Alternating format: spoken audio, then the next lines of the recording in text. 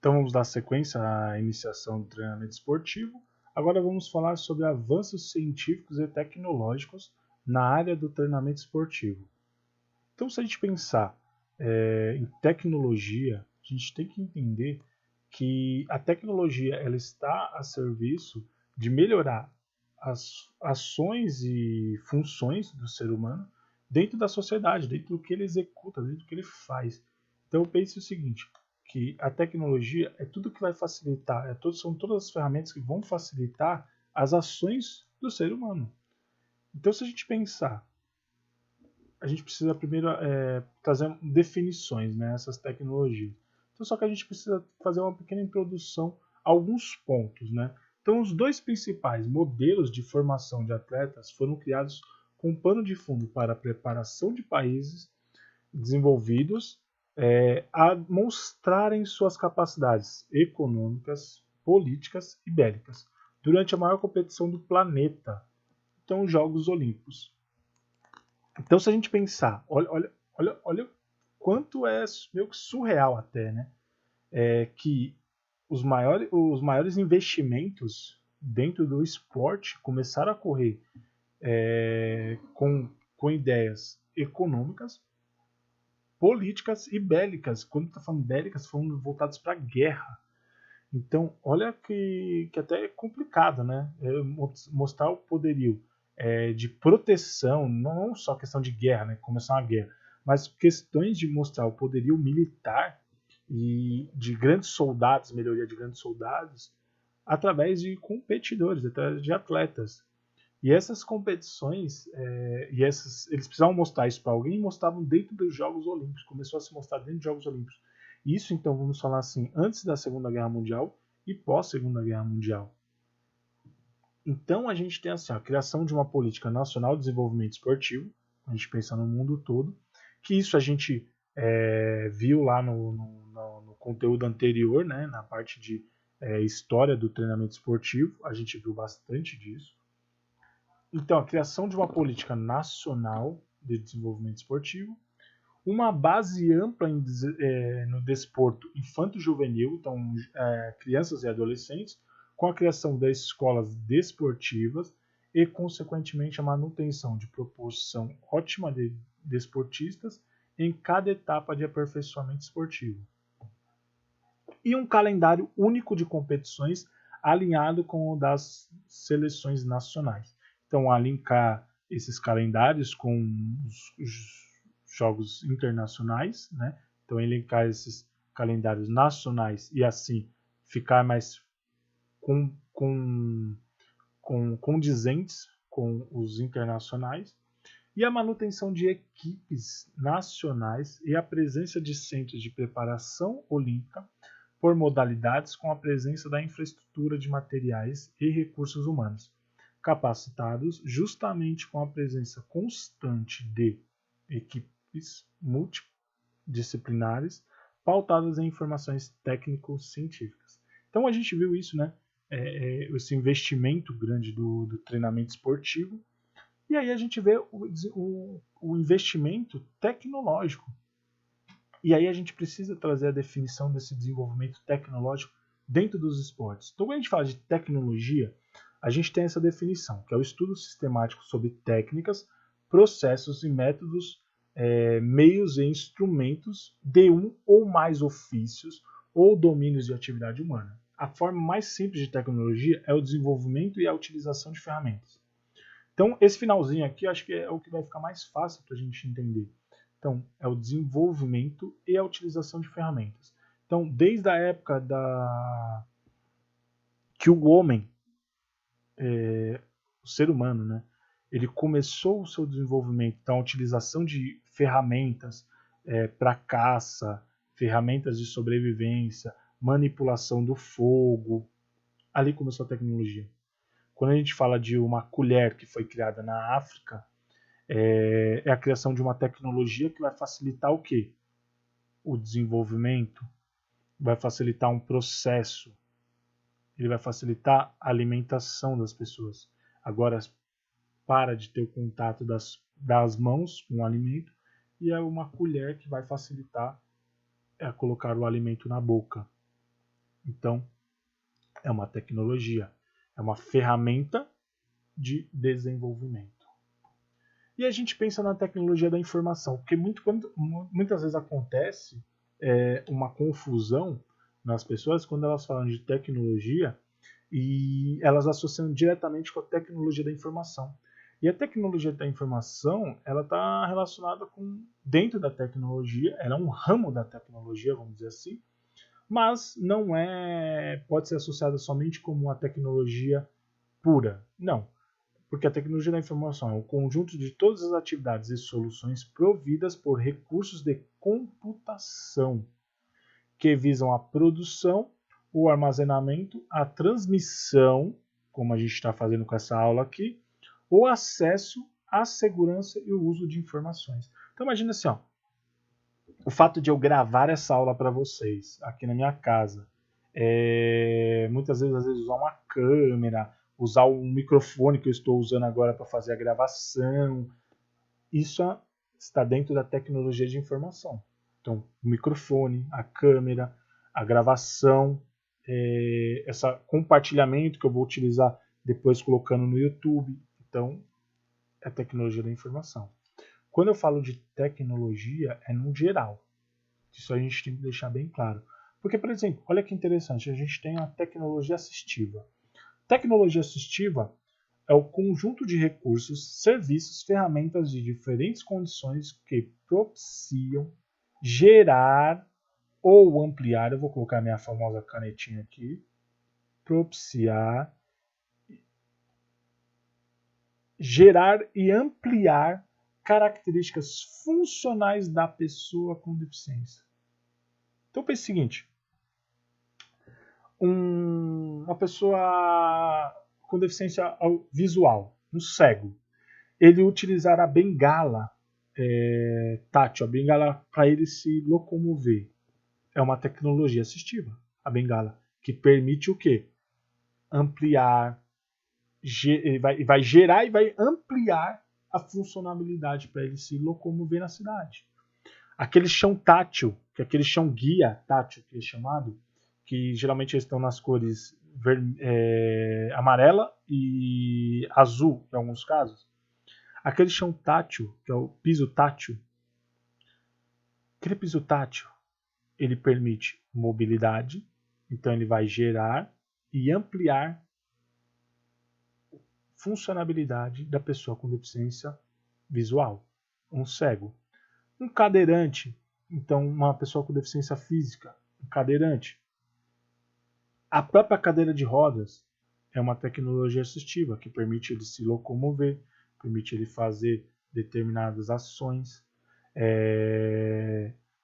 E a gente até pensa que muitas vezes um elevador, uma rampa de acesso, eles podem estar como, não exatamente, o elevador sim, no caso, como uma tecnologia assistiva ali, que vai ajudar não só ele, como muitas pessoas, porque a tecnologia assistiva ela é voltada para as pessoas com deficiência, só que ela permite também a acessibilidade de outras pessoas. Agora, quando você pensa um chão, ele já não é, uma rampa não é tecnologia, porque ela já é uma mudança estrutural, ela já é uma mudança arquitetônica. Então a rampa não é uma tecnologia assistiva, porém ela facilita a mobilidade de pessoas com deficiência, no caso cadeirantes. Um surdo, que uma informação visual vai facilitar ele a ampliar sua comunicação. Por exemplo, hoje os celulares. Ah, professor, mas celular o surdo não escuta, né? Ele é um deficiente auditivo, então como o surdo vai escutar? Celulares com videochamada, facilitando a comunicação do surdo, porque como ele faz comunicação por sinais, então sinais que ele precisa de gestos com as mãos, movimento com as mãos, ele precisa ser captado de forma visual esses gestos. Então, uma videochamada ajuda na comunicação com ele. YouTube, fazendo vídeos de comunicação ali, ajuda muito o surdo, porque não são só informações auditivas, são informações visuais também. Então, permite uma grande participação da pessoa surda. Então, olha que legal. Isso é muito importante dentro da tecnologia assistiva. Até a utilização de tecnologias que não necessariamente foram criadas para pessoas com deficiência, mas que são utilizadas amplamente como pessoas com deficiência para comunicação. O WhatsApp, que também tem, você pode usar a língua escrita e também fazer videochamadas. Você pode fazer vídeos, pequenos vídeos para se comunicar. Tecnologia assistiva, tá bom? E aí vem então a do nosso tema da aula, né? Tecnologia esportiva ou tecnologia para o esporte, como alguns chamam também. Então, o conjunto de recursos, processos, métodos, instrumentos, ferramentas. Isso é o que todos os outros são, por serem tecnologias, que auxiliam no treinamento, e aí vem só a especificidade, por isso que é tecnologia esportiva, que facilitam no treinamento esportivo, no desempenho de praticantes de exercícios físicos, sendo atletas ou amadores, também gerando melhoria na arbitragem. Então, olha que interessante, não é só para os praticantes de atividade física, mas para os esportes que estão ocorrendo. Arbitragem, segurança do ambiente, segurança na prática de atividade física, tecnologia esportiva. E melhoria na prática dos exercícios, então exercícios que são melhores executados. Olha que interessante, musculação. Às vezes aquele cinturão que a pessoa coloca, aquela cinta, né, a famosa cinta, que ela coloca na direção do abdômen e na região da coluna lombar, e ela coloca aquele cinturão permitindo que maior compressão dos órgãos vitais, principalmente na região abdominal, e permite maior estabilização da coluna. É uma tecnologia que permite o quê? Melhora da prática do exercício físico. Agachamento, por exemplo. Então, olha que legal. É uma tecnologia esportiva. Então, isso é interessante. Então, fica claro para vocês aqui que, então, quando a gente fala de um conjunto de recursos, processos, métodos, instrumentos, ferramentas, isso é tecnologia. Quando isso está relacionado, por exemplo, com a pessoa com deficiência, tecnologia assistiva. Quando isso está relacionado com a informática, armazenamento de dados, propagação de informação, tecnologia da informática, né? Da informação. E quando está relacionado ao esporte, tanto na prática ou como na melhoria das regras da arbitragem, tecnologia esportiva. Tá bom? Então acho que aqui a gente conseguiu já entender muito bem para onde que a gente vai caminhar com essa aula. Então é sempre muito importante a gente saber a definição do que a gente está falando. Tá bom? Então alguns avanços tecnológicos. Então o que a gente vai fazer agora, pensando nesses próximos slides, fazer um pouco dessa viagem ao longo da história, falando um pouquinho desses avanços tecnológicos dentro do esporte, né? Então, no caso, e a gente vai falar mais ou menos onde isso começou, né? Então, tem um ponto ali inicial e parece que assim, não vai ter um ponto final. Isso é bom, isso é muito bom. Porém, tem que ter algumas ressalvas. Isso a gente vai ver bem no finalzinho da nossa aula, essas ressalvas.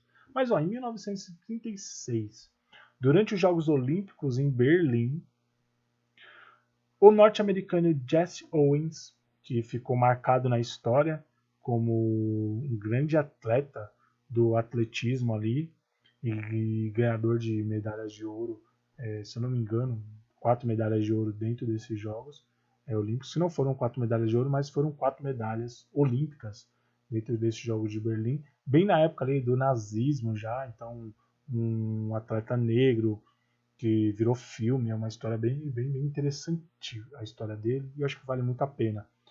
Se eu não me engano, o nome do filme é Raça. Se vocês puderem assistir, é um filme muito bacana que conta muito disso. Então o atleta Jesse Owens, ele utilizou o primeiro par de sapatilhas de uma marca famosa, culminando em 4 medalhas de ouro. Aí, 4 medalhas de ouro, eu não tinha lido aqui, então, mas era isso, 4 medalhas de ouro. E foram provas diferentes, né? Ele ganhou medalhas tanto no corrida de velocidade como em salto também. Então na época tinha os atletas faziam outras modalidades, né? Acontece, mas agora mais específico, né? Então tipo o Usain Bolt faz 100 metros e 200 metros. Ele fazia, né? Que ele se aposentou. Desde então as indústrias passaram a procurar a perfeição tecnológica a fim de garantirem maior conforto e performance aos atletas. Então a gente pensa na sapatilha que foram utilizadas ali por Jesse Owens. Essa aqui é a A. Cadê o mousezinho aqui? A A. Em 2015, olha a evolução que tem das sapatilhas, né? Olha como o tecido tem uma mudança também. Olha que interessante, tem algumas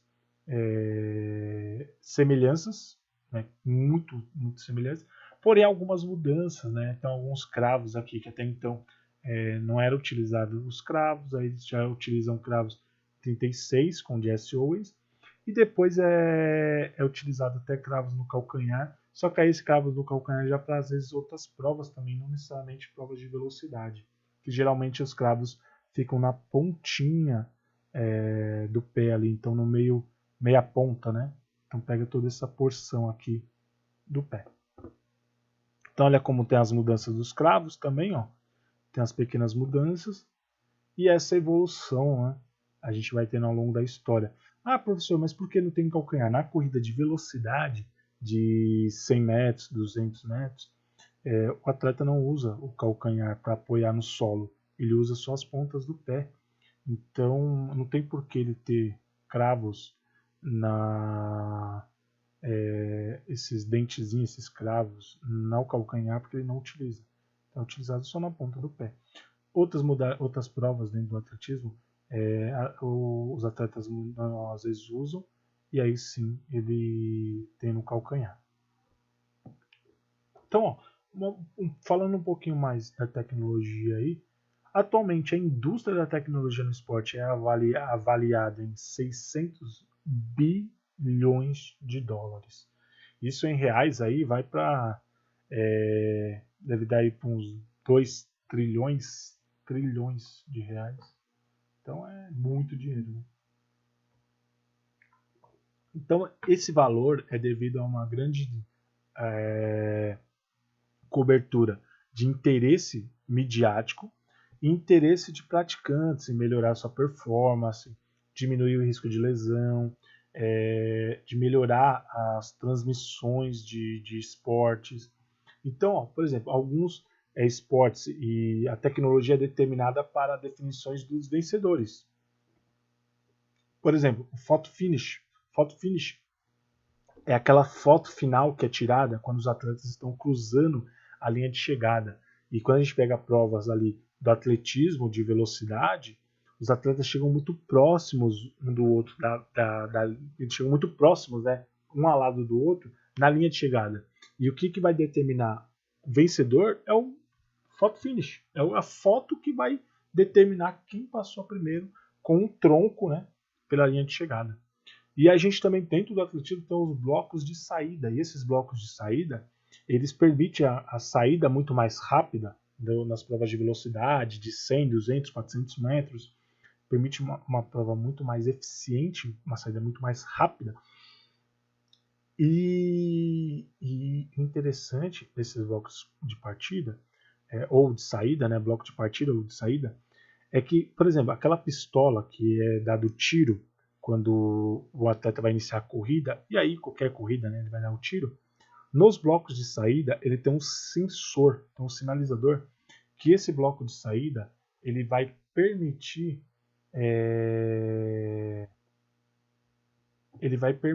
que tenha uma saída, uma diagnóstico se a saída do atleta foi correta, se ele saiu no tempo certo. Porque se ele saiu antes do disparo, então o tiro, a pistola que o árbitro usa, né, que ele dá o tiro, tem um sensor também que ele ativa o cronômetro. Se o atleta saiu antes do bloco de saída e tirou o pé antes, isso vai ficar marcado entre o tempo que foi feito o disparo e a saída. E aí pode falar que o atleta queimou a largada. Então isso determina de forma mais fácil se o atleta fez a saída correta do bloco de saída. Então é um fator de tecnologia importantíssimo, tanto na ação de melhorar a saída do atleta, como na situação de marcar o tempo de saída do atleta. Isso é a tecnologia do esporte aí, inovando na arbitragem, inovando nas regras do esporte. Então o photo finish aqui, ó, a situação, né, ela tira uma imagem, são várias câmeras, depois eu vou mostrar isso mais à frente, mas são várias câmeras e ela tira uma foto e vai mostrar perfeitamente qual atleta passou primeiro com o tronco. Não adianta ele passar primeiro com a cabeça, ele precisa passar primeiro com o tronco pela linha de chegada. Então os atletas inclinando com o tronco à frente para poder passar pela linha de chegada, e essa inclinação é tirada a foto no momento que passa por essa linha aqui, ó. Essa é a linha de chegada, e aí determina se o atleta passou no tempo em primeiro, segundo, terceiro colocado, no caso, né? E a gente tem o desafio dentro dos jogos de tênis ou nos jogos de vôlei, que são uma situação em que os atletas ou os técnicos, eles pedem para a arbitragem visualizar em imagem de computador para ver se ocorreu se ocorreu realmente o ponto ou não. E aí pode ser um toque na rede, pode ser se a bola foi para fora ou se caiu dentro da quadra. Então aí é feito o photo finish. Photo finish é do atletismo. O momento de desafio, né? Que é o vídeo assistente, né, que também é chamado de vídeo assistente, igual no futebol. E o vídeo assistente ele faz isso aqui, então ele tem a câmera está aqui posicionada e ele vai visualizar para ver se o atleta, por exemplo, tocou na rede. Então ele faz essa imagem. Olha que legal aqui a câmera. E aí o pessoal que está na mesa, eles ficam com os computadores acompanhando todas as câmeras. E aí quando ocorre uma situação, eles pedem o desafio. Os técnicos ou o capitão do time pede o desafio e aí o árbitro principal ele vai até os árbitros de mesa fazer a visualização da imagem para ver se ocorreu realmente o ponto foi válido ou não. Então no vôlei a gente tem um desafio que é feito assim, então ele está olhando aqui a imagem, está visualizando, faz a visualização e aí ele dá o parecer quanto à imagem. E aí a gente tem também agora, né, famoso assim, nesses 2 últimos anos, né, pensando até na Copa, que teve aí a Copa do Mundo, o VAR, que é o Video Assistant Referee, que é o árbitro assistente de vídeo. Então é Video Assistant Referee. Que esse árbitro assistente de vídeo, ele está fazendo toda a visualização e ele fica com um aparato de comunicação diretamente com o árbitro principal. E aí, quando tem ocorre alguma situação, ele manda uma informação para o árbitro principal, ou o árbitro principal pede uma solicitação para ver se algo realmente aconteceu ali que ele não visualizou. Então, ele pede orientação quanto ao árbitro de vídeo. E aí, eles fazem um diagnóstico ali da imagem, e o árbitro principal, principalmente, ele que vai tomar a decisão, então, por esse árbitro principal, ele vai visualizar a imagem. E aí ele vai tomar a decisão se realmente foi, por exemplo, falta, se foi gol. Então ele vai tomar a decisão quanto ao posicionamento da arbitragem. E aqui no caso tem o bloco de saída, que é o que eu falei para vocês do bloco de saída. Olha aqui a imagem, que legal, olha aqui, ó, sensores. E o sensor aqui ó, tem os fios e eles vão conectar até o bloco de saída. Então se o atleta saiu antes do início da prova, ele é desclassificado e queimado através das informações tecnológicas do bloco de saída. Olha que bacana. E a tecnologia também, a gente tem um outro ponto aqui, que já não está na escrita, mas a gente, por exemplo, que foi usado em algumas Copas já recentes também, Copas do Mundo de futebol, que é o chip, a bola chipada, que alguns falavam, né? Que é o chip que fica na bola de futebol e também mostrando a velocidade que a bola atinge, ela passando pelo gol. e aí fica um sinalizador com o árbitro. Então, a tecnologia dentro inovando mesmo na parte, principalmente de arbitragem, né, de regras dentro do esporte, facilitando com que árbitros errem menos e o esporte seja mais fidedigno quanto pensando em qual é o melhor atleta ou melhor equipe dentro da competição. E aí a gente pensa do photo finish, que eu falei para vocês que eu ia até explicar um pouquinho mais do photo finish. Então aqui, ó, photo finish, ele fica uma câmera a videocélula que a gente fala, né, a fotocélula, ela fica aqui a câmera que vai fazer a filmagem aqui nessa linha. Fica a outra câmera que faz a filmagem nessa linha. Então assim, fica uma câmera uma de frente para a outra praticamente na pista. O atleta está correndo, vamos dizer assim, lá do fundo para cá.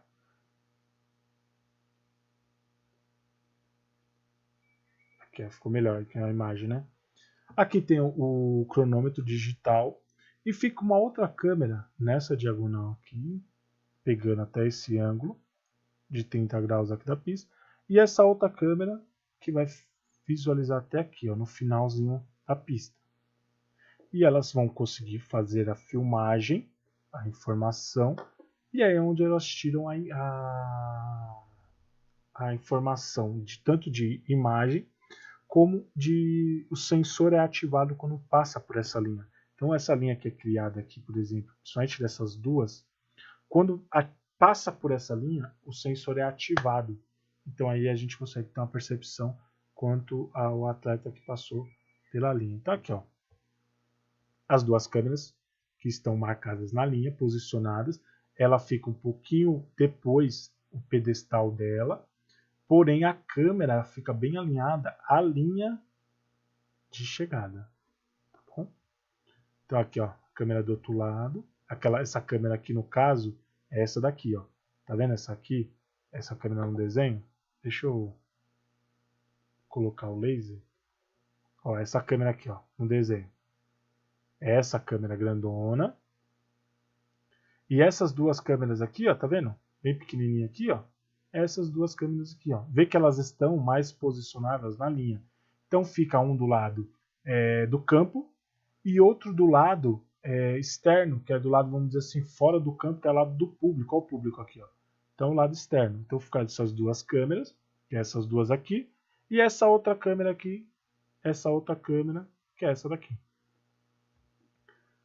Olha como elas estão posicionadas, por exemplo, no caso dessa outra posicionamento, vê que ela está na linha, tem a outra câmera aqui e a outra câmera aqui, posicionada, e ela vai fazer o que? Coletar a imagem de quem está passando primeiro. Olha aqui, no caso, tem 3 atletas aqui, ó, principalmente esses dois, muito próximos. Então o photo finish ele vai pegar o tempo certinho do atleta e vai marcar certinho quem passou primeiro pelo tronco. Não adianta passar com os membros inferiores, com as pernas ou com a cabeça, porque primeiro tem que passar com o tronco. Por isso que no final ele joga um tronco para frente, ó, e fica mais ou menos nessa posição para tentar passar pela linha antes dos seus adversários. Então aqui, ó, por exemplo, ó, o photo finish, ele marcando, por exemplo, um atleta passou, depois o outro atleta passou, ó, os dois aqui vai passar, ó, eles passando. Depois, olha aqui, pegando direitinho. Depois outro atleta passou. E depois outro atleta passou. Então ele vai pegando o tempo certinho dos atletas que estão passando pela linha de chegada. Então, ó, olha aqui, mais uma imagem mostrando o photo finish. Olha que legal aqui, ó, do atleta passando. Ele vai pegar muito bem essas imagens, ó, dos outros atletas. Então, no caso aqui, ó, dessa atleta, isso aconteceu nos Jogos do Rio de Janeiro, então Jogos Olímpicos do Rio 2016. Então, nos últimos Jogos Olímpicos, a atleta, ela praticamente se joga, ó. E o que acontece? Se você tenta reparar bem, ela passa primeiro com o tronco. Quando eu falo tronco, é dos ombros, ó, o ombro dela passa primeiro. Então, ela passou primeiro pela linha de chegada. Se ela passou primeiro pela linha de chegada, ela foi a vencedora. Olha o photo finish aqui mostrando. ela passou primeiro pelo ombro, então ela foi considerada a vencedora. Mas ela está caindo, professor. Realmente, ela está caindo, mas ela passou com um tronco e é válido dentro da competição. Então ela foi a grande vencedora dessa prova. Ela realmente se joga, ela joga um peixinho. Esses Jogos Olímpicos, ele ficou muito conhecido. Os Jogos do Rio, né? No atletismo, como muitos atletas estavam vencendo, fazendo isso, jogando peixinho, jogando corpo para frente, deitando no chão. Então aqui a gente tem uma imagem perfeita disso, ó, dentro do photo finish e um videozinho mostrando muito bem isso. Então, ó, aí a gente tem o uso da tecnologia dentro da avaliação física. E aí que é um ponto que nós como profissionais, acaba utilizando muito, e a gente precisa ter muito conhecimento disso, dessas tecnologias para avaliação física, que já está muito próximo da nossa realidade como preparadores físicos, como preparadores técnicos dentro de uma melhor performance esportiva e dentro da nossa aula de treinamento esportivo. Até então, a tecnologia ali que a gente viu é mais pensando na arbitragem, ou então, né, no caso da sapatilha do atleta, vai melhorar a performance, vai ajudar ele, só que aí é mais individualizada do treinamento no caso do atleta.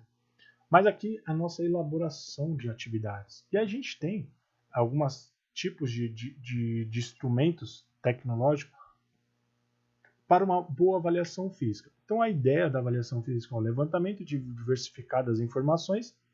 Então é um levantamento de dados. A avaliação física é isso. Só que esses dados são um levantamento de dados da parte física do nosso organismo. Então na parte estrutural, da parte de movimento, da parte de funcionamento do organismo, uma avaliação do desempenho durante a atividade física ou de melhor desempenho da atividade física.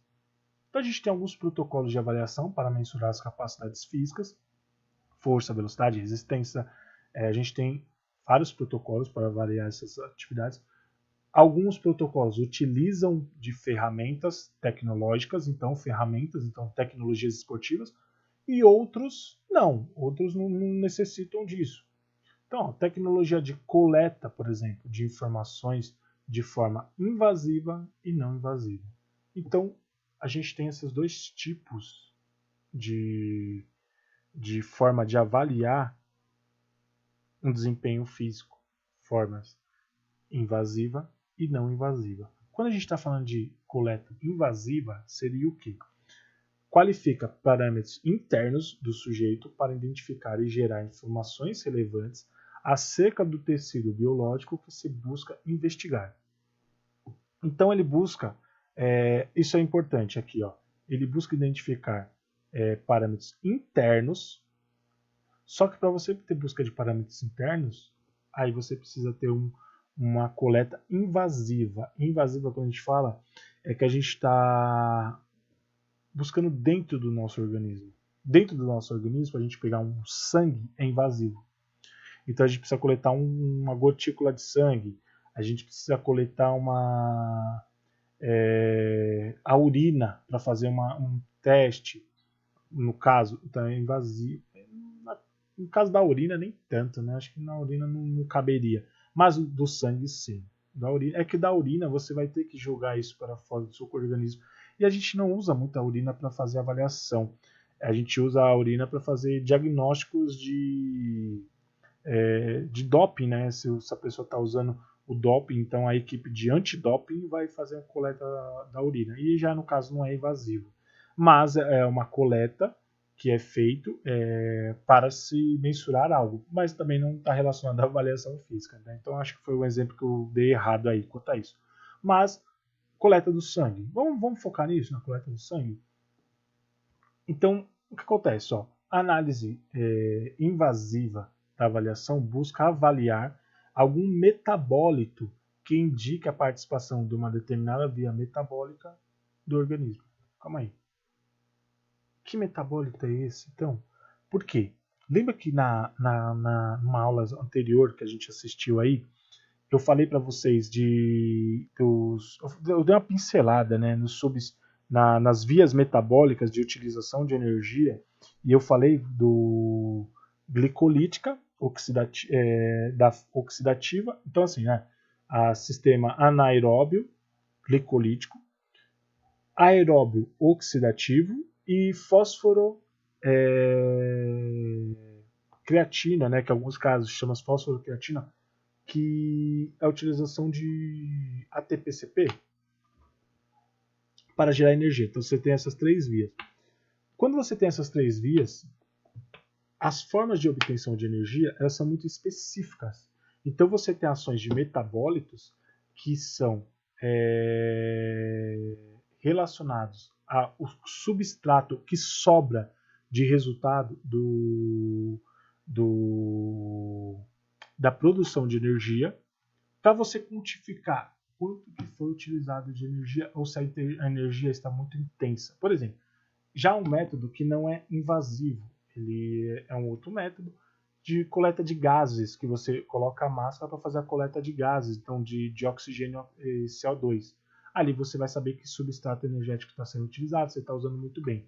No caso do sangue, dessa coleta do sangue, que aí é, no caso, invasivo, você vai entender se você tem maior concentração, por exemplo, de lactato, que é um resultado do ácido lático, da produção de ácido lático, e a gente faz essa coleta dessa quantificação do lactato para saber se você tem uma maior acidose como produto final do seu trabalho de produção de energia. E esse acúmulo de lactato ele pode causar não lesão, mas ele demonstra que a pessoa está num treinamento de alta intensidade e ela mostra se o atleta a performance dele está boa ou não, com algumas quantificações e períodos que você faz essas quantificações.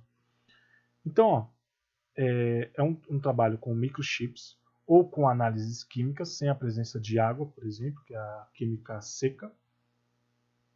E a concentração sanguínea de lactato, o que seria? Então, a amostra sanguínea para determinar o limiar anaeróbio, então é chamado também de limiar anaeróbio, ou limiar de lactato, a partir da análise de concentração de lactato no sangue. E aí eu vou explicar isso mais para frente. Então vamos lá. A gente tem na avaliação física de investigação invasiva, por exemplo, determinação de colesterol, triglicerídeos e lactato. A gente consegue fazer essas três avaliações, por exemplo.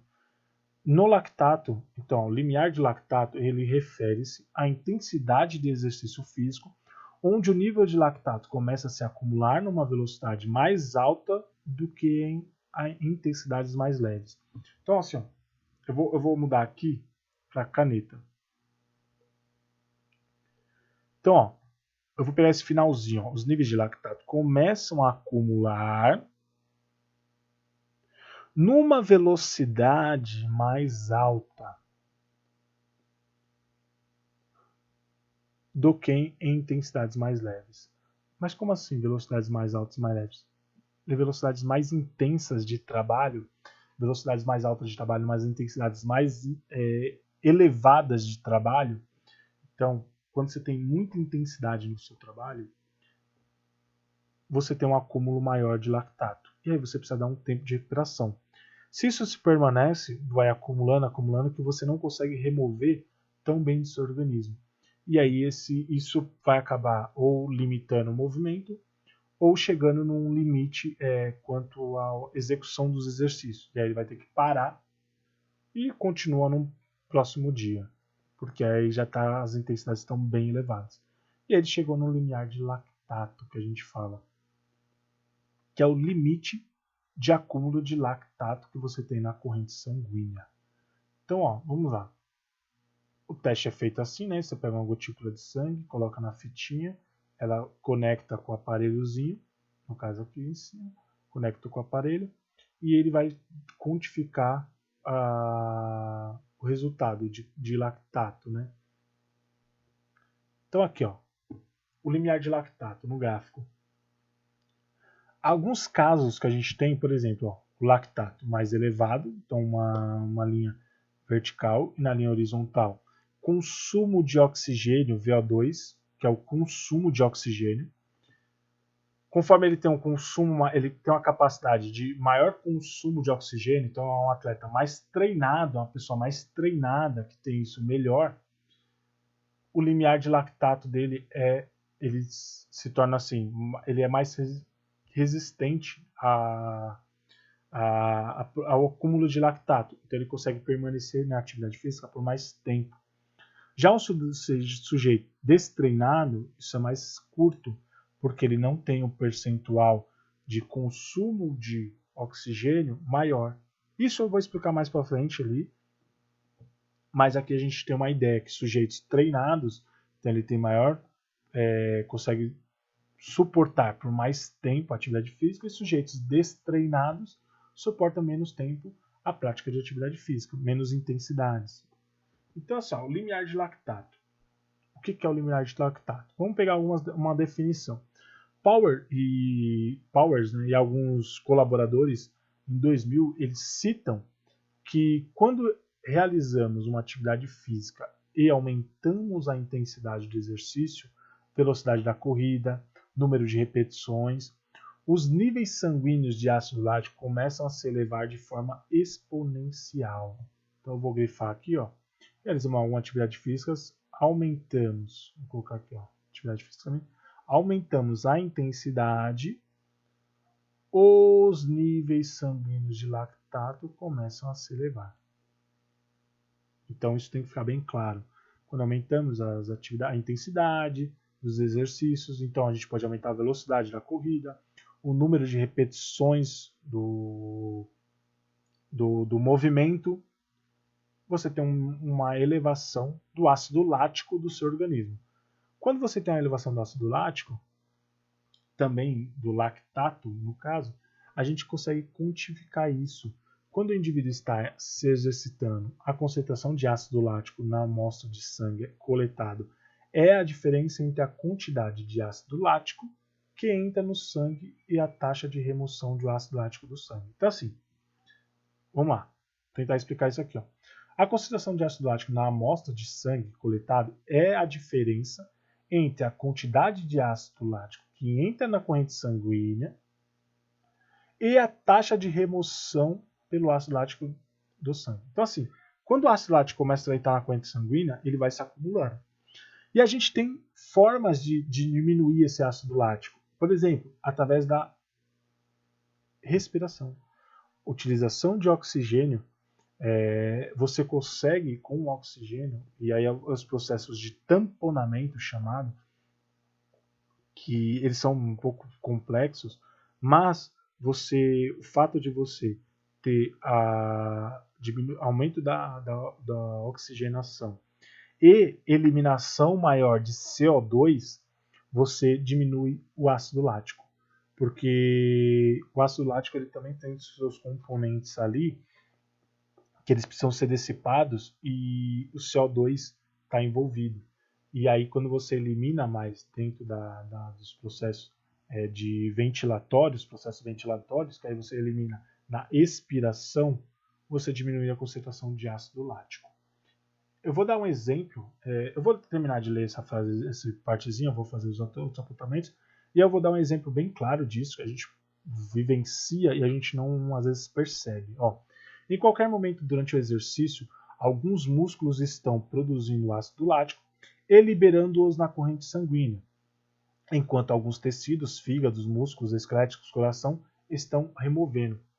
Então o fígado, por exemplo, ele está ajudando na desintoxicação desse ácido lático, então está diminuindo, ele está filtrando então, o sangue, os músculos com as atividades que estão sendo realizadas, e o coração, por exemplo, bombeando esse sangue com maior velocidade para os pulmões, para a remoção ali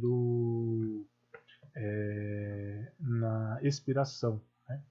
Então na troca dos gases ali nos pulmões. E o que acontece? Vocês já viram quando os atletas eles aumentam muito a velocidade, por exemplo, na corrida, eles aumentam muito a velocidade, eles começam a correr muito rápido, e aí eles entram num processo que eles utilizam mais carboidrato para gerar energia, eles começam a ter um acúmulo e utilizam menos oxigênio para gerar energia.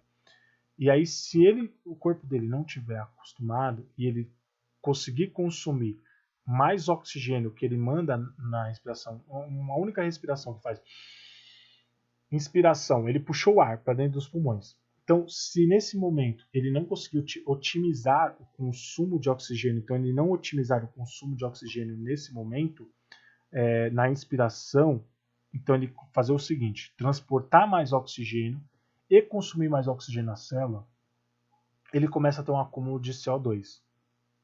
Ele começa a ter um acúmulo de ácido lático. E aí esse atleta ele vai começar, passando alguns minutos nessa velocidade mais elevada, ele vai começar a hiperventilar, ele vai ficar assim.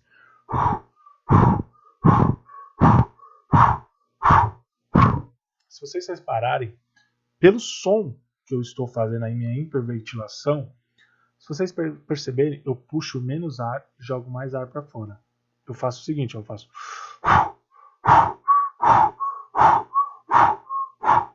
E esse processo de eliminação maior de hiperventilação é que eu tenho uma eliminação maior de CO2. Eu tenho uma eliminação das taxas de ácido lático maior. Então, o que acontece? Eu tenho essa resposta. Aumentar a ventilação respiratória. Então, eu causo uma hiperventilação. Se isso não for suficiente, o atleta vai ter que diminuir a velocidade. E é aquele momento que o atleta começa a diminuir a velocidade, se ele está na esteira, se ele está correndo na rua, ele vai diminuir a velocidade porque ele não está conseguindo fazer toda a remoção de ácido lático e ele não está conseguindo fazer toda a remoção necessária de CO2, que ele está acumulando muito CO2 dentro do seu organismo. E aí ele precisa diminuir a velocidade. Quando ele diminui a velocidade, ele consegue manter por mais tempo. Então, a gente fala muito disso, isso acontece, isso é a prática do que está acontecendo. E a gente consegue avaliar isso de forma invasiva, coletando o sangue desse atleta para saber quanto de CO2 que acumulou dentro do seu organismo. E a gente tem o ponto onde ocorre um aumento considerável de ácido lático do sangue é chamado de limiar de lactato ou limiar anaeróbio, que é o limite. O limiar seria a palavra limiar está relacionada com o limite, né? Então, o limite de acúmulo de lactato, que é o que ele consegue acumular no seu organismo, ou o limiar aeróbio, que é o limite que ele consegue produzir energia sem utilizar oxigênio como predominante para gerar energia. Então, ele está utilizando somente carboidrato para gerar energia, só ATP-CP para gerar energia. A partir desse ponto, começa a ocorrer o desequilíbrio entre produção e remoção de lactato. Então, ele começa a acumular mais do que ele consegue remover. A velocidade com que o lactato é produzido no metabolismo é maior do que a velocidade de remoção do mesmo. Então, você consegue acumular por uma velocidade mais rápida do que você consegue remover. Por exemplo, se você vai treinar tiros, o atleta vai treinar tiros. Se você vai dar tiros ali que ele vai fazer 2, 3 tiros, muitas vezes dentro do treinamento o tiro vai durar 30 segundos, por exemplo, vai durar meio minuto, e o tempo de descanso vai ser de 1 minuto e meio, 2 minutos, 3 minutos, é sempre o tempo maior do que o tempo de execução. Por quê? Porque você precisa de mais tempo para remover aquilo que está sendo acumulado, porque você demora mais para remover do que produzir. Só que acontece, muitas vezes não é suficiente de você eliminar tudo. E conforme aqueles tempos de tiros vai se acumulando, o atleta vai perdendo rendimento. Então aí você vai limitando, você vai determinando, por exemplo, ele vai dar 10 tiros. Só que nos 2 últimos tiros, se você perceber que o desempenho dele está caindo, às vezes é melhor você tirar, ele não fazer esses 2 tiros, porque pode ele ter uma lesão, porque ele vai ter um movimento, ele vai danificar o movimento dele por causa do acúmulo de lactato, danificar o movimento no sentido de ele não vai fazer o movimento, o gesto motor corretamente, e aí ele vai cair rendimento.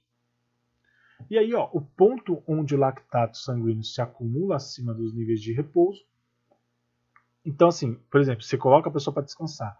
E aí, se esse lactato ele precisa de mais tempo, né, para descansar, e isso já vai sendo suficiente. Por mais que você dê 1 minuto, 2 minutos, não é mais suficiente para a recuperação de remoção desse lactato.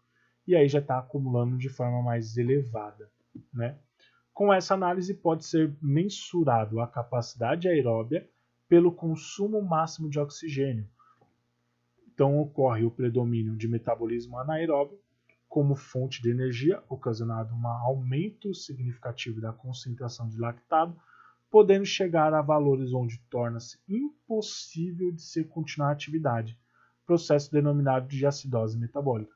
Então, esse processo, no final que eu falei para vocês, assim, o atleta vai dar 10 tiros, e nos 2 últimos tiros ele não consegue fazer os movimentos, ele já se tornou quase impossível a execução dos movimentos, que ele continue a atividade, ele entrou no processo de acidose metabólica. Então, um processo que ele acumulou tanto ácido lático no seu organismo, que ele não consegue ter uma eficiência de contrações musculares, porque isso danificou o processo de utilização de cálcio, utilização de alguns nutrientes para gerar energia e acabou danificando o movimento dele. Então ele entrou nesse processo de acidose metabólica.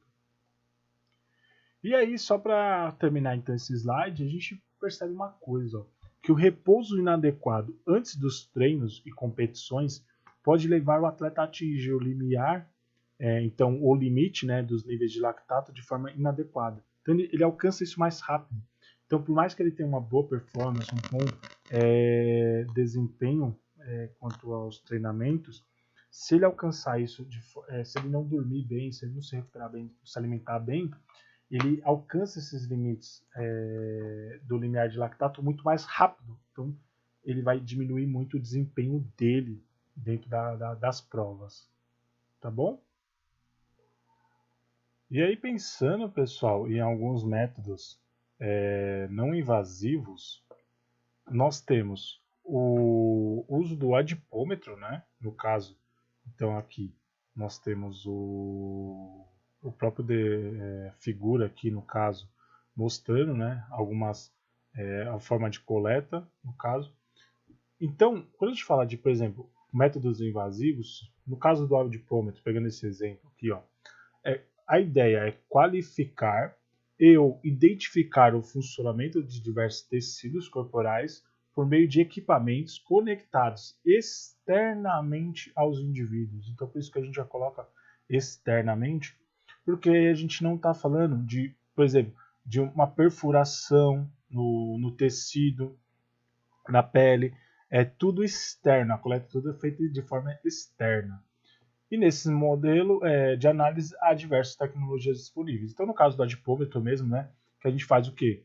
Uma pressão com uma dobra específica, no caso aqui é a cristelíaca, né, que faz nessa diagonal, pega a dobra, e aí com o adipômetro faz o pinçamento, e aí verifica no nanômetro dele se você em qual percentual está. E aí faz a quantificação desses percentuais, né, de várias dobras, e aí faz um levantamento de dados colocando um percentual total. Então, a adipômetro é isso aqui. E aí a gente faz a verificação aqui, ó, no reloginho dele, então. E a gente consegue fazer essa captação do percentual de gordura. Então, identificar e qualificar ali os tecidos corporais. A gente também tem as fitas métricas, também chamada de fitas métricas ou fita antropométrica.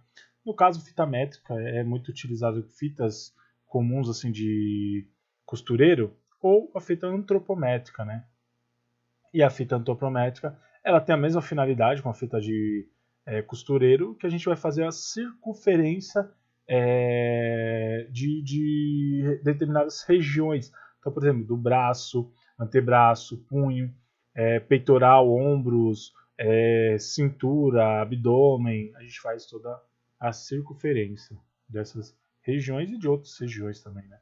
Para a gente saber até mesmo, lembra do que eu falei isso, provavelmente eu falei isso na aula anterior, né?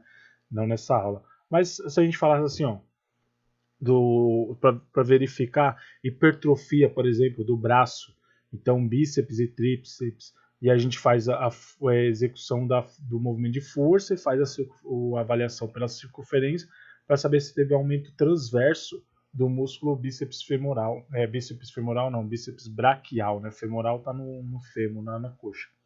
Então, o bíceps braquial a gente vai fazer essa circunferência com a fita topométrica e ver se teve um crescimento hipertrófico dessa região, desse músculo. E através de uma fita topométrica a gente consegue ter uma percepção desse aumento ou não dessa região.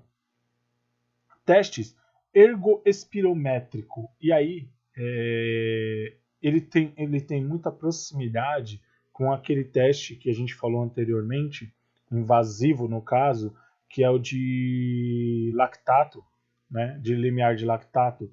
E aí a pessoa usa uma máscara, essa máscara fica bem acoplada no crânio, com um elástico, tudo, fica preso, né, na boca e no nariz.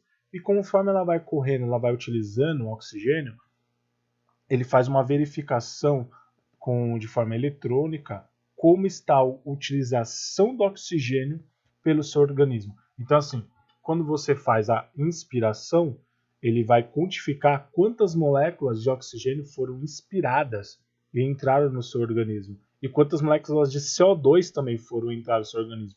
Então, ele faz uma quantificação do ar, de quantas moléculas você inalou, então você jogou para dentro dos seus pulmões, tanto de CO2 como de oxigênio. E no momento da expiração, ele faz a mesma análise. E olha que interessante, qual que é o dado que ele coleta? Ele pega e ele vai quantificar, por exemplo, quando você faz a introdução do ar para dentro dos pulmões, então você faz a inalação do ar para dentro dos pulmões, inspiração, ele quantifica, por exemplo, 10 moléculas de oxigênio e 4 moléculas de CO2, certo? E aí entrou nos seus pulmões. Quando você faz a expiração, então você faz o retorno desse ar para fora dos pulmões, no caso, você está retornando quantas moléculas de oxigênio, quantas de CO2? E aí, um exemplo, a gente falou 10 de oxigênio na inspiração e 4 de CO2 na expiração. Imagine que isso se inverta.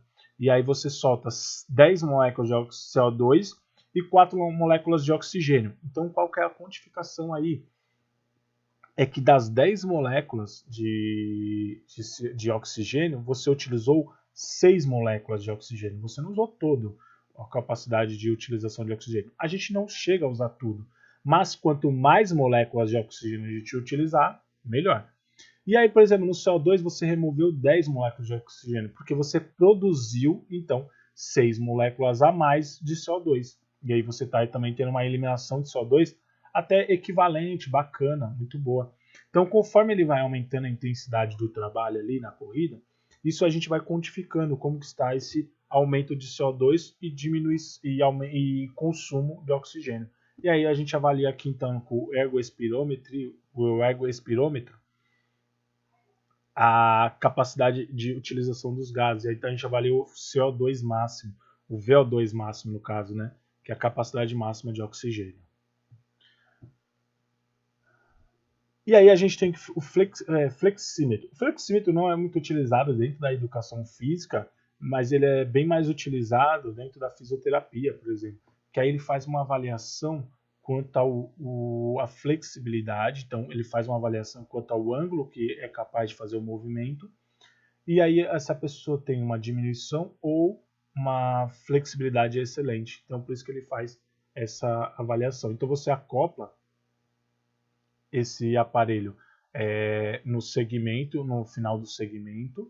Então, por exemplo, se ela está avaliando do cotovelo, ele vai colocar no final do antebraço.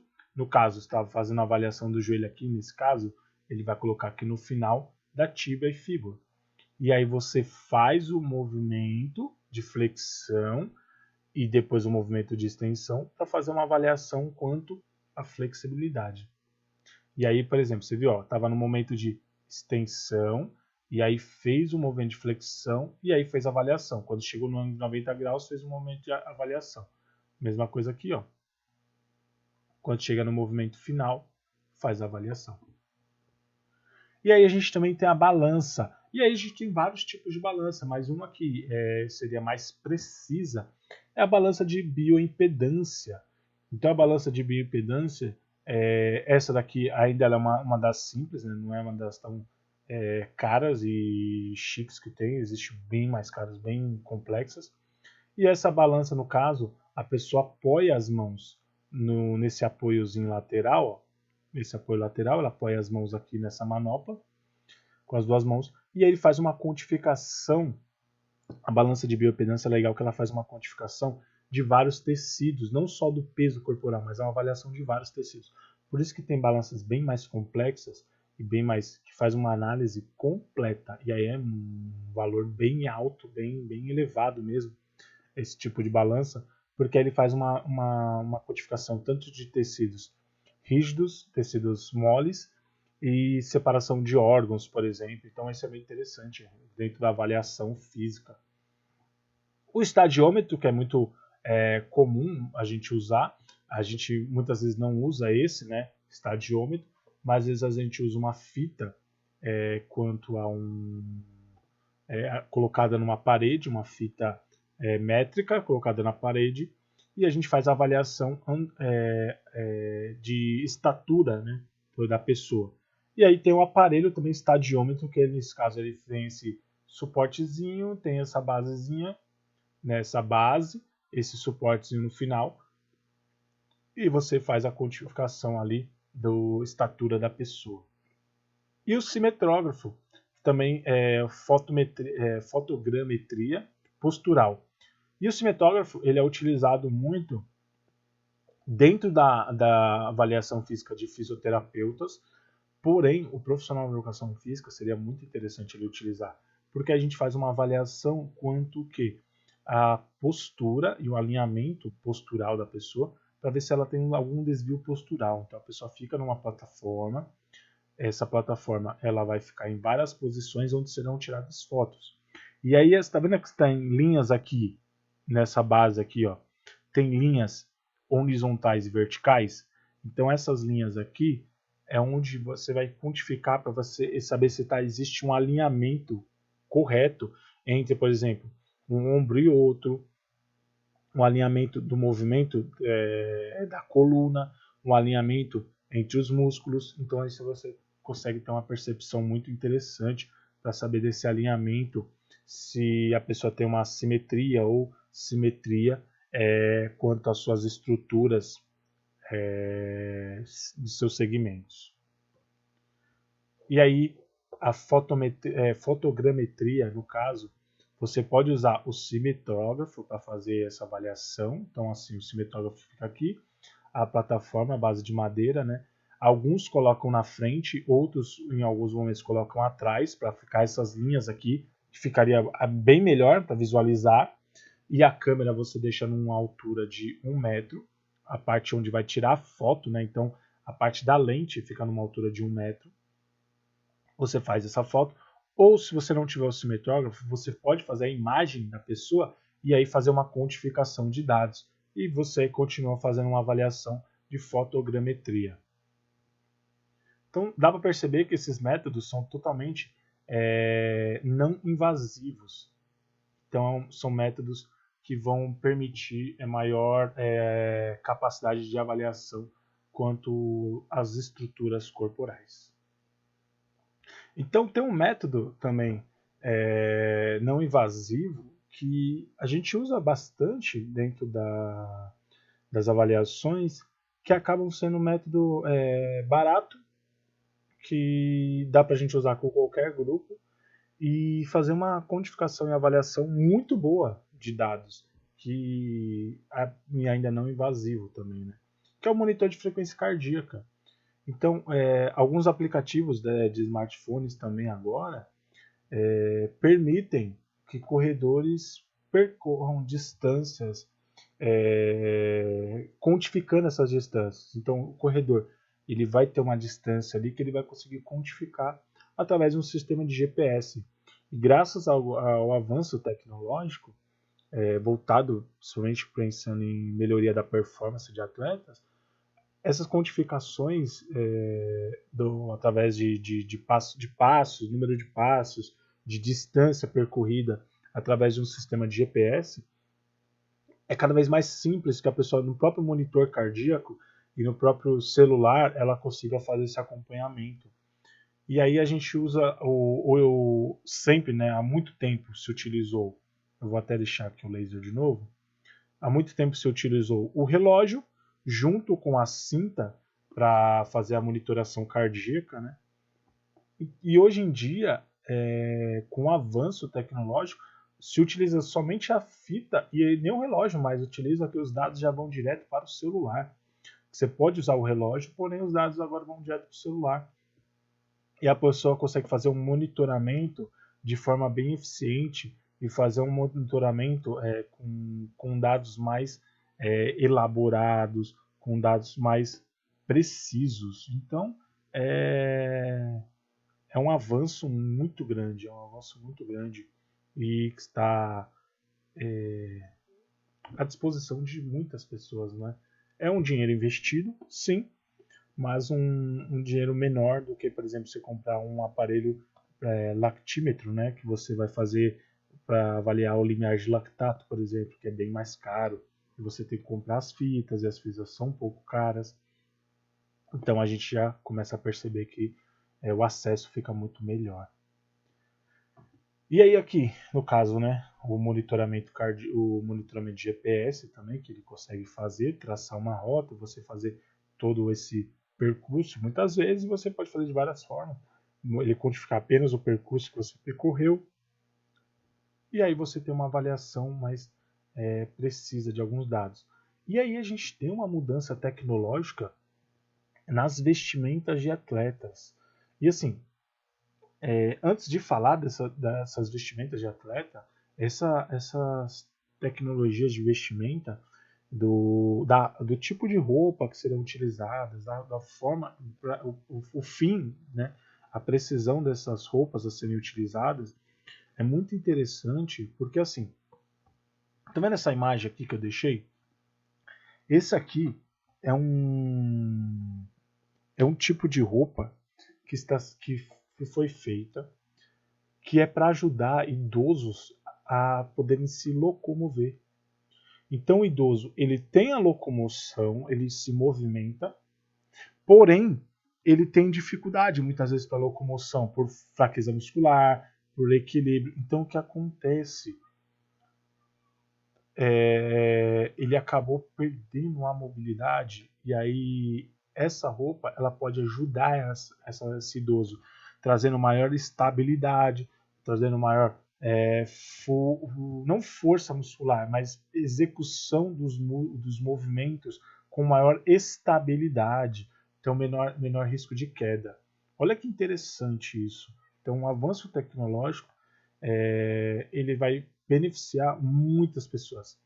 E muitos testes são feitos, por exemplo, no caso, para pessoas com deficiência, para melhorar a situação com pessoas com deficiência, e para melhorar a mobilidade de pessoas com deficiência, para melhorar a mobilidade de idosos, melhorar a mobilidade de pessoas com movimentação restrita.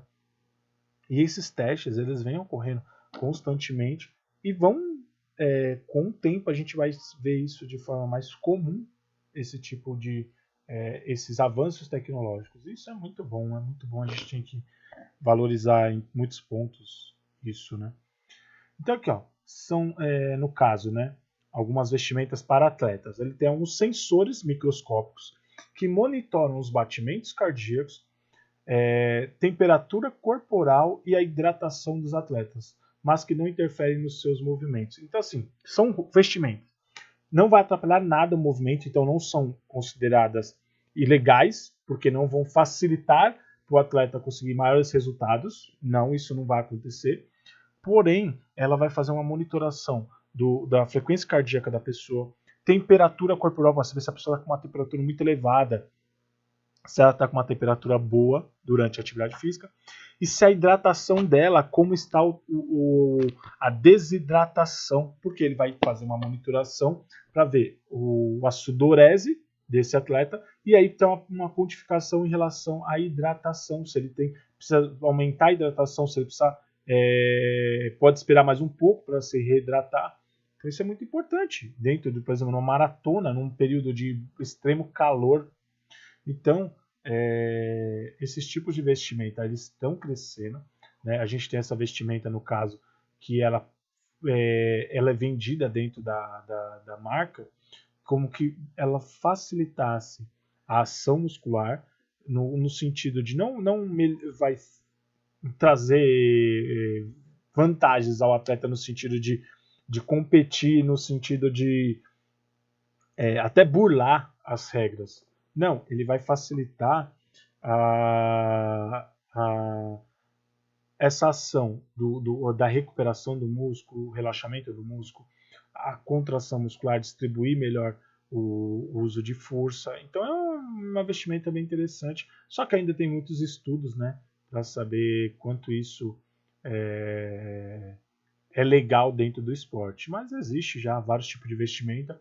Se a gente pensar ainda em vestimentas, sem todos esses aparatos tecnológicos, mas a própria tecnologia do tipo de tecido da vestimenta, que vão trazer às vezes uma melhor facilidade para a pessoa fazer exercício, porque vai ter uma liberação melhor do calor, dissipação melhor do calor, vai ter uma retenção maior de calor, às vezes no frio, então ela usar certos acessórios que vão cobrir certas regiões que vão permitir ter um maior isolante térmico. Então existem vários tipos de vestimenta aí que podem trazer vários tipos de benefício. No caso aqui, por exemplo, olha essa vestimenta aqui, ó, que ela faz a monitoração cardíaca.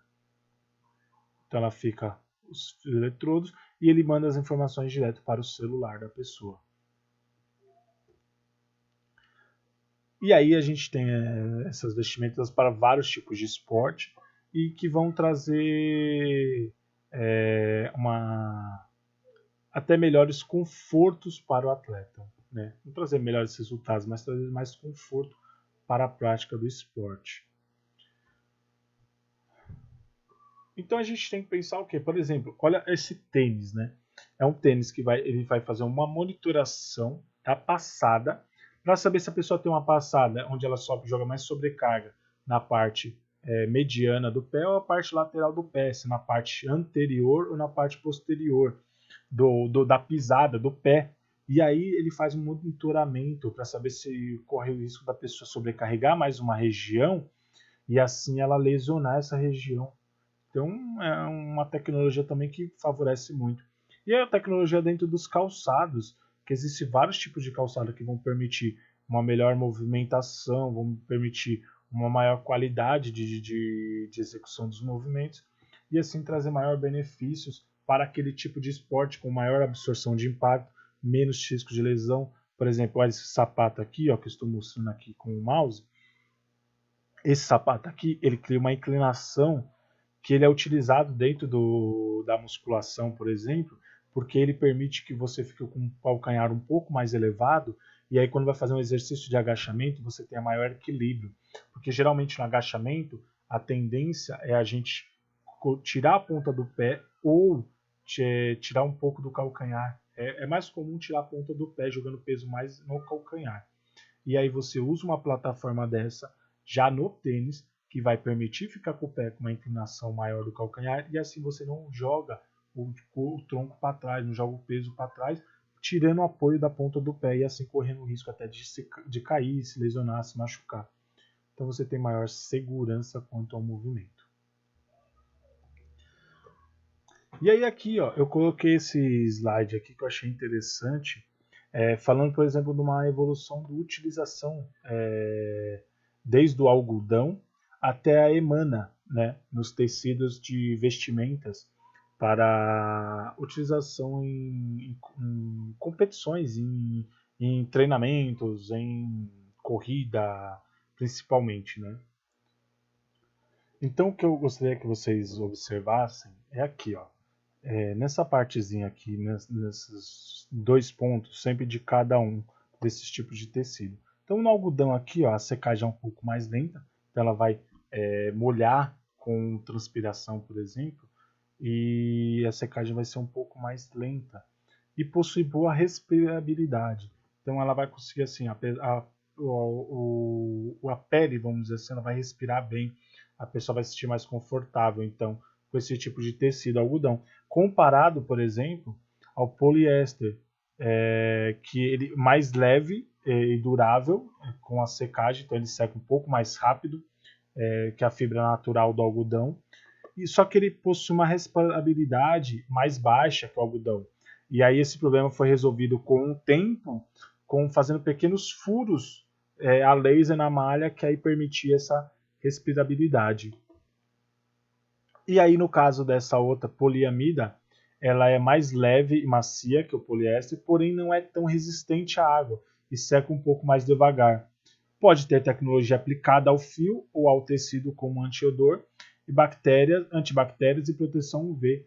No caso do poliéster também, tecido sintético pode ter tecnologia aplicada no fio.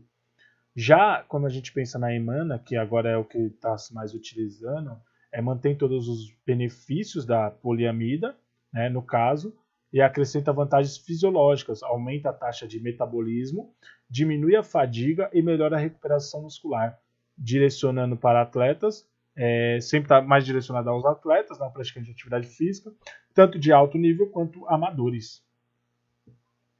Então é bem interessante a gente ver assim, a evolução tecnológica dentro das vestimentas.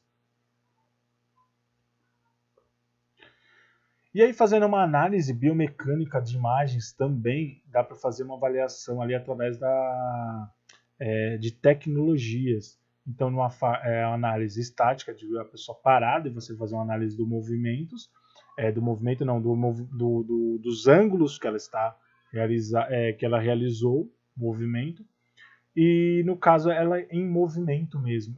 Durante um jogo, por exemplo, de futebol, que você faz um alinhamento para saber um chute de futebol americano, no caso, como que é o alinhamento da pessoa, posicionamento, será que ela está aplicando força corretamente? Aí você pode fazer uma análise e aos poucos melhorando no treinamento, fazendo o que?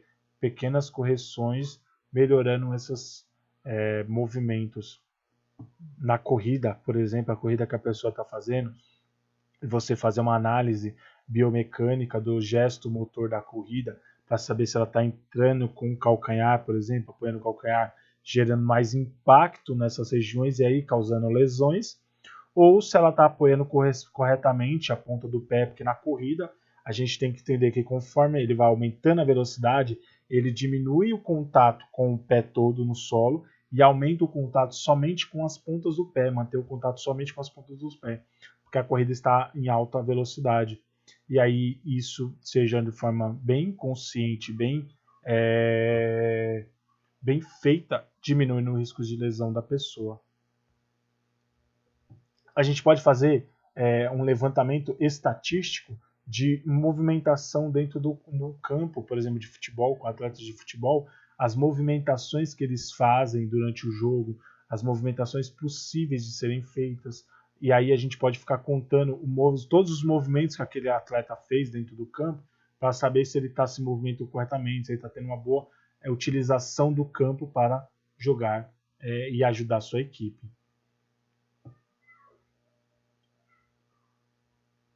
Aqui no caso eu acho que era um desenho, não. O que é essa imagem? Então aqui é um videozinho que eu queria mostrar para vocês, mostrando um pouquinho dessa análise de biomecânica, então da postura ali na saída de corrida ali de velocidade dentro do atletismo. Então ó como é feita a análise dos pés, dos ângulos, movimento que ele está executando, para saber se está correto, e a saída dele, se ele está usando uma grande força muscular, está usando uma força angular melhor para gerar maior força de saída na corrida.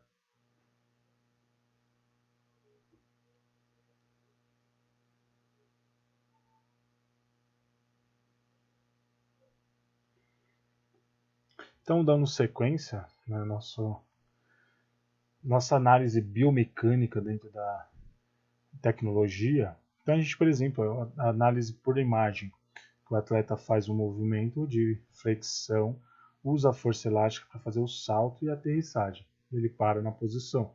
Então a gente pode fazer uma análise desses movimentos, por exemplo, uma análise pegando alguns pontos para saber qual é o movimento que está do atleta dentro do tênis, movimentos da corrida, movimentos angulares, para saber se ele está fazendo um movimento correto dentro do que é esperado dentro da corrida, ou então o movimento do saque no tênis, por exemplo, que o atleta está fazendo vários movimentos, né?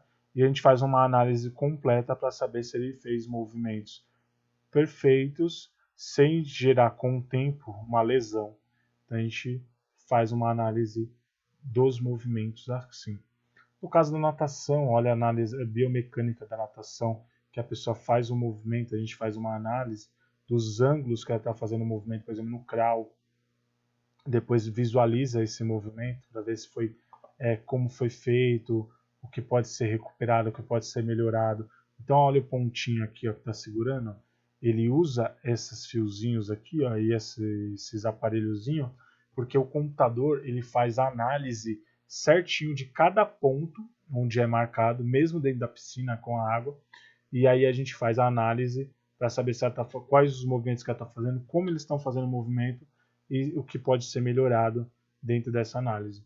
E também a gente faz um controle das cargas de treinamento, a gente pode fazer um controle muito grande com a análise tecnológica. Então olha que legal, ó. Esse controle pode ser extremamente melhor realizado graças à tecnologia. Sem dúvida nenhuma, é auxiliado e pautado nas informações obtidas pelas formas de avaliações invasivas e não invasivas. A gente então utiliza as duas formas de avaliação, tanto invasivas como não invasivas, para coletar dados, tentando fazer um controle da carga de trabalho que vai ser ofertada dentro dos nossos trabalhos de treinamento esportivo.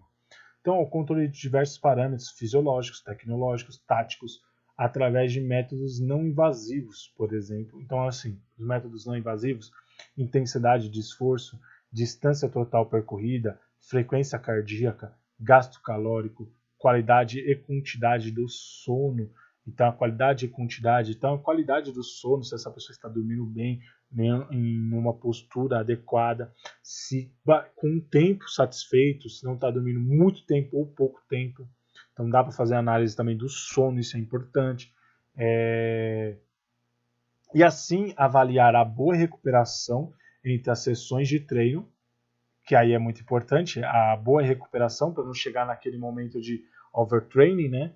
Então, a boa recuperação entre as sessões de treino, a boa relação entre os estímulos aplicados e o tempo de recuperação determinará a qualidade das adaptações induzidas pelo treinamento físico e, consequentemente, a melhora do desempenho. Que legal! Então, métodos invasivos para avaliação nutricional e recuperação muscular. A gente também faz alguns métodos, né? No caso ali de fazer uma avaliação nutricional na parte de nutrientes que estão sendo ingeridos pelo atleta e como o organismo está absorvendo esses nutrientes. E a recuperação muscular, como que o corpo dele está se recuperando, com métodos invasivos no caso.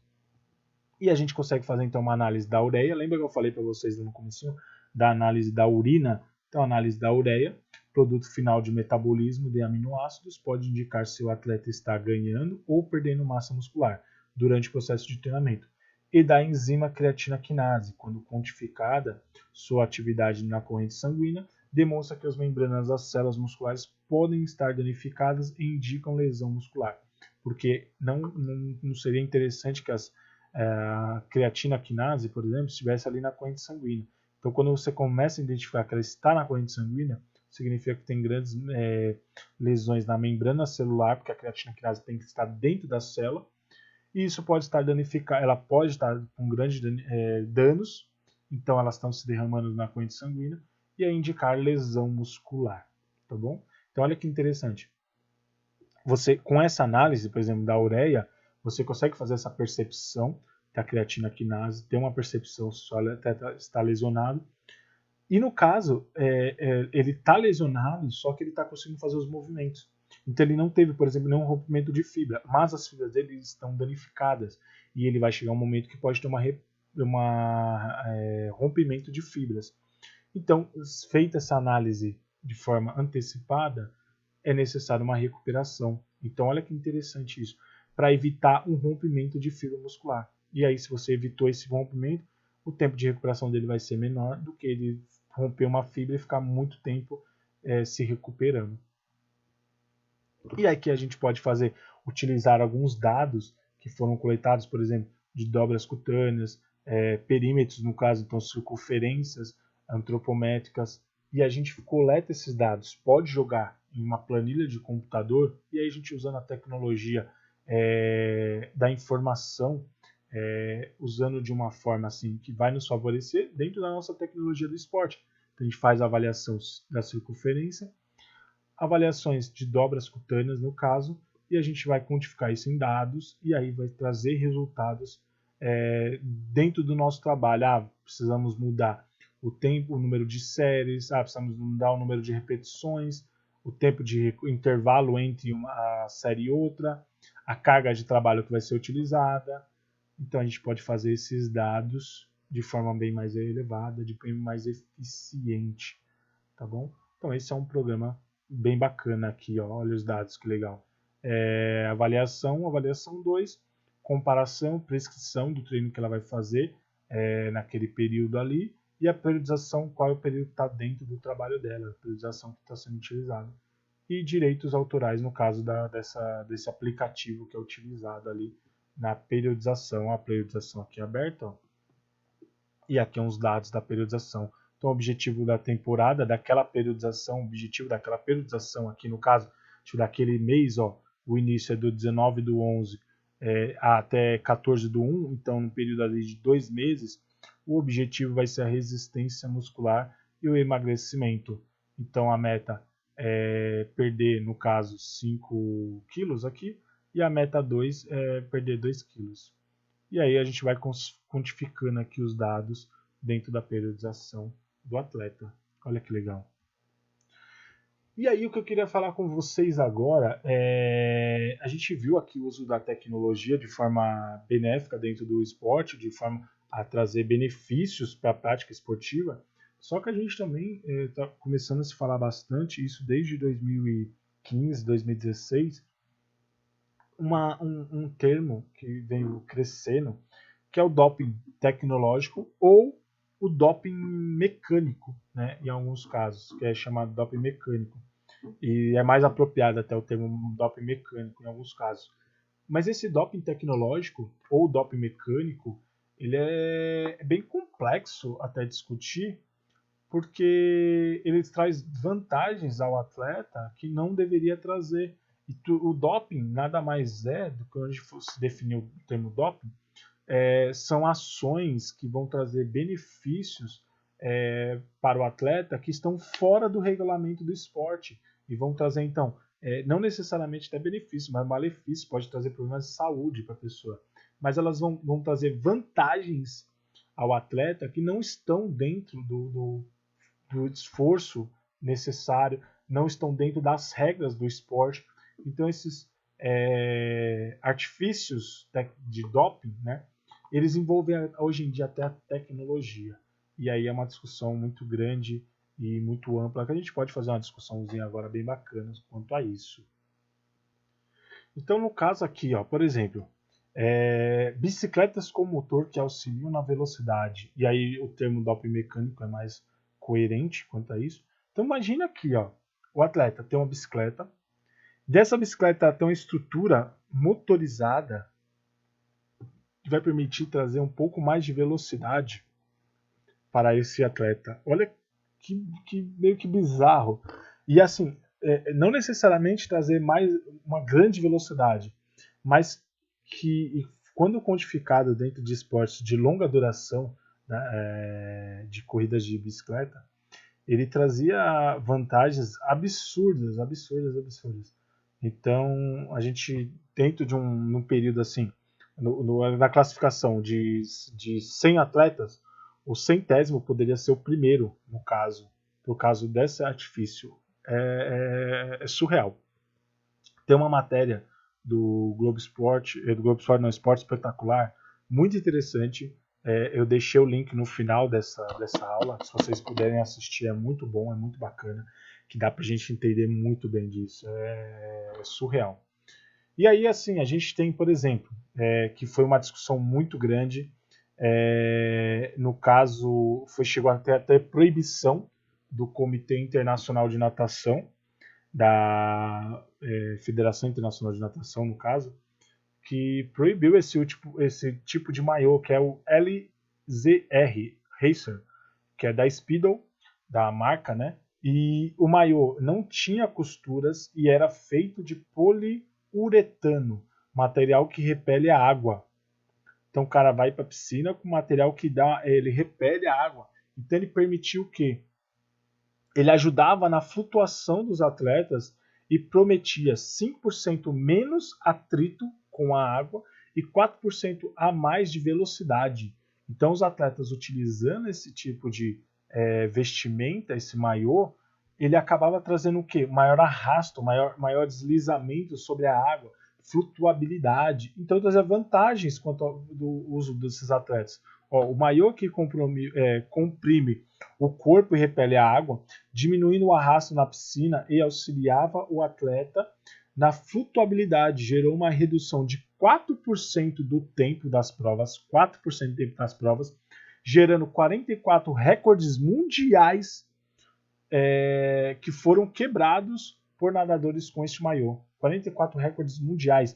Isso foi utilizado dentro dos Jogos Olímpicos de Pequim e gerou uma polêmica absurda, porque muitos atletas tiveram vantagens que não era comum, e 44 recordes mundiais sendo quebrados, e é meio surreal. Então, assim, trouxe uma polêmica muito grande e foi proibido depois, porque só alguns grupos de atletas tinham esse uso, o benefício desse uso, por causa que a Speedo, no caso, patrocinava somente alguns tipos de atletas, e acabou sendo proibido, então é um material que não foi usado mais nas competições. Hoje em dia, talvez se utilize ainda dentro dos treinamentos, né? Mas dentro das competições não foram utilizados mais. E a gente tem hoje uma discussão bem interessante que está acontecendo, e ela é recente assim, está vindo de 2018 para cá, até 2020, né, no caso, e ela fala, é o tênis Vaporfly. Esse Vaporfly, ele tem 3 placas de carbono e 4 cápsulas de ar para gerar maior propulsão. Então, assim, aqui no caso é o Zoomfly, que é da família do Vaporfly, e ele tem essas camadas aqui, ele tem essas camadas de carbono. Ele tem essas espumas que elas permitem o quê? Maior absorção do impacto e maior propulsão graças a essas 4 cápsulas de ar. E no caso, as regras da IAAF, que é a Federação Internacional de Atletismo Amador, as regras, que no caso a 143/2, que é o artigo, fala o seguinte: os atletas podem competir com os pés descalços ou com calçados em um ou ambos dos pés. Beleza, então ele pode correr tanto descalço como calçado nos 2 pés ou com um só dos pés, se ele quiser manter um calçado. Isso fica aberto ao atleta. Porém, a finalidade dos sapatos para a competição é dar proteção e estabilidade aos pés e um apoio firme no chão. A utilização do calçado é isso. Então vamos lá, de novo. Trazer proteção, estabilidade quanto aos movimentos ali executados com apoio dos pés ao solo e trazer maior firmeza de contato ao solo, trazendo essa proteção, então menos risco de machucar, de se cortar ali em tipos diferentes de solos. E tais sapatos, no entanto, não devem ser construídos de modo a dar aos atletas qualquer assistência injustas ou vantagem.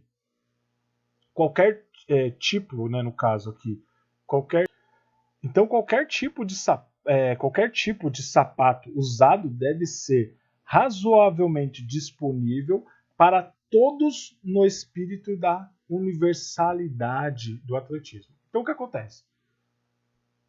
Recapitulando, então, essa informação aqui, ó. Você pode usar, desde que todos os atletas possam usar também.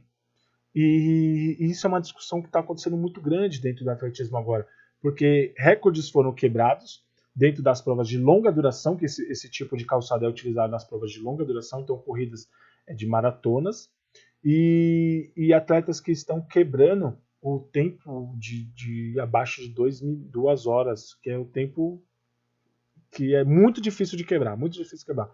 E a atleta já quebrou e não foi considerado oficial, porque não era uma prova oficial, uma maratona considerada oficial dentro da IAAF. Porém, já é uma discussão que está acontecendo muito nos jogos, na competição agora que a gente teve da São Silvestre de 2019, então, final de 2019, né? Nessa competição, o atleta keniano estava utilizando esse Vaporfly. E aí foi uma discussão muito grande quanto a vitória dele se foi justa ou não, né? Mas é uma discussão que está acontecendo, não foi ainda proibido, né? O tipo de calçado foi proibido pela IAAF, mas ainda eles estão fazendo discussões quanto a isso, quanto a esse tipo de uso de calçado, se ele realmente traz uma melhora na performance do atleta. E aí eu coloquei esses desenhos no final aqui, só para mostrar, por exemplo, no caso do maiô, como que ele é, ó, e ele traz uma melhor performance de diminuir o arrasto, diminuir a resistência, então melhorar a flutuabilidade do atleta. O Vaporfly, por exemplo, ó, com as camadas dele, ó, e as camadas dele permite o que? Maior absorção de impacto e propulsão na hora de fazer o movimento, então, que é o Vaporfly. Aqui tem alguns dados quanto a isso, né? Aqui, ó, mais de 4% de redução do esforço de um corredor durante uma maratona. É bastante, não é pouco não, gente. 60% a 90% a menos de tempo de prova. Ah, professor, pô, 60 a 90 segundos é pouco. Dentro de uma maratona não é pouco. Ó aqui, ó, essa evolução aqui, é que eu não tenho todas as imagens, mas a gente pegava aqui a utilização do Vaporfly desde da Maratona de Londres 2016 aqui, e o tempo de prova vai diminuindo conforme o atleta vai utilizando esse tipo de calçado. Então, aqui eram feitos vários testes, ó, vários tipos de calçado. Ó. Protótipo do Vaporfly, no caso, é o Maryfly, Vaporfly Elite, olha o tempo como já chegou. Então, assim, é uma discussão muito grande. E aqui no caso da bicicleta com o motor que eu falei para vocês, ó, o atleta ele fazia o motorzinho ele ficava aqui, ó, bem pequenininho, e ele fazia uma transmissão aqui no sistema de eu não vou lembrar o nome desse aqui, da catraca aqui, no sistema de engrenagens aqui, com a corrente, que aumentava a velocidade do atleta. Então ele apertava o botão que ligava, no caso, dava partida, e os cabos aqui, eles faziam conexão, que ligava o motor, e aí ele fazia o movimento. O atleta continuava pedalando, só que agora não fazendo tanto esforço, e aí houve uma discussão muito grande assim, de se ele estava usando, por exemplo, isso para subir na hora que tinha subidas, que ele gastava menos energia, e aí podia trazer mais resultados ao atleta. E é uma discussão bem grande dentro do esporte, essa doping tecnológico. Agora é uma coisa que a gente vai ter, acho que de forma mais comum até. Ó, aqui no caso desse desenho da natação, o maiô, os atletas têm menor resistência da água, enquanto que aqueles têm maior resistência da água. Né? E aí, então, eu deixei algumas matérias com mais informações sobre o doping tecnológico. É umas matérias que eu achei bem interessante. Deixei aqui um vídeo do YouTube. Eu acho que eu não deixei aqui a matéria que eu vi do Globo Esporte. Eu vou anexar depois e mando para vocês. Tudo bom, gente? Então é isso aí. Termino com vocês agora. Que a força e as demais capacidades físicas estejam com vocês. E a gente se vê na próxima aula. Tchau, tchau. Bons estudos.